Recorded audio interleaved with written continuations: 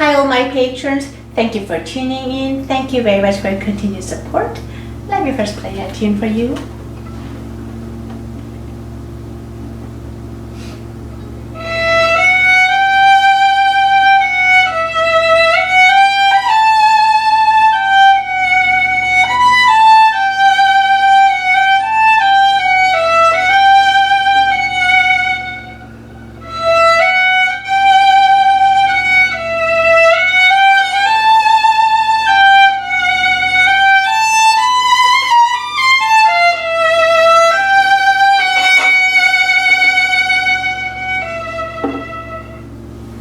This is a beginning of Paganini Sonata Opus 3 number 6. Very beginning of it, it continues with the different variations. It's good to see you here. So I thought this would be a great piece to talk about how one could use, how one could make expressive or molto espressivo, it's expression of musical term. How one could create expressive tone with both right hand and left hand. So here we're starting very gentle tone. By the way, if you want the sheet music with my markings on, please send me your active email address. I would be happy to email it to the music.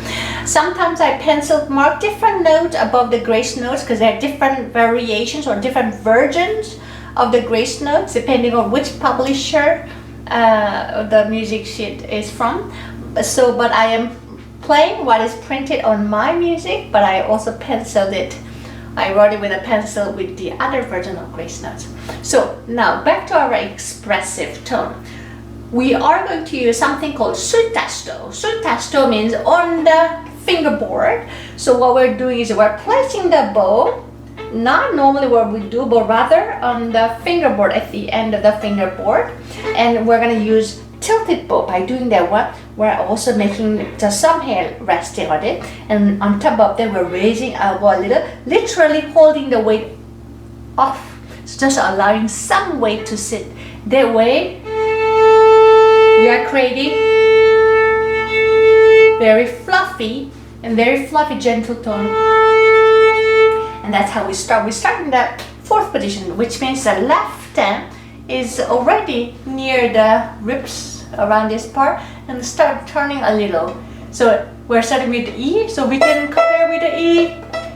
You can pluck open E, tap your first finger, and then we're placing with a sul tasto. We're not always starting with a tip when you're up bow. Some up bows start in the middle or even closer fra. Especially this, we're only in the middle because it's just a pickup note, just 2/8 notes, no more.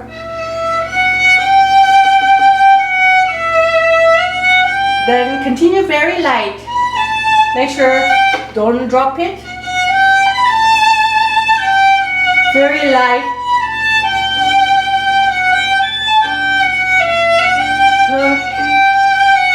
Sorry, I'm playing different board.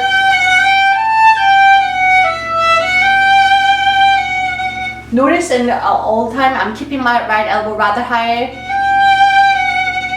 Now, so first line I play rather a little smooth, a little ongoingly, relatively calm vibrato. But second time, the same thing happens again. But this time, I'm going to bring a little more tone or the characteristics a little more with different dynamics. Not only I will be using gradually a little more bow weight and bow speed, but I'm going to match with a faster wide vibrato to make it a little more exciting. Second time.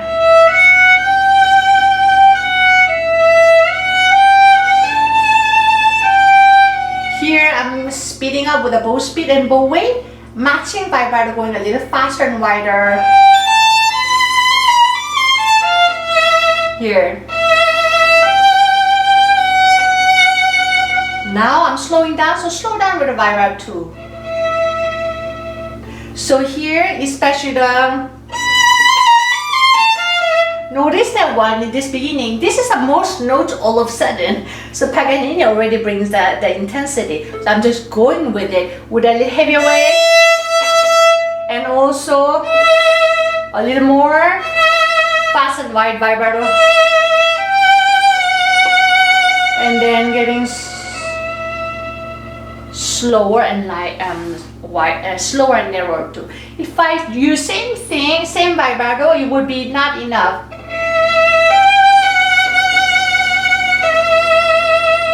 It doesn't end, wasn't it? So you have to go with the music. So when it gets excited or louder, wide and fast, and when it gets softer, which is naturally happens at the end of the phrase, slower vibrato, narrower vibrato. Here, fast, and like that, yeah? So I hope you can try that one. This is just very beginning of it. This is beautiful piece, challenging with all these famous Paganini techniques, but this is just touching our heart because Paganini rarely does that, because he's always been showing us a lot of other techniques, but he challenges us with this sonata. One should know how to produce beautiful tone before any show-off techniques. Yeah, I hope you can try it. Thank you for watching and happy practicing. Hope to see you again. Bye bye.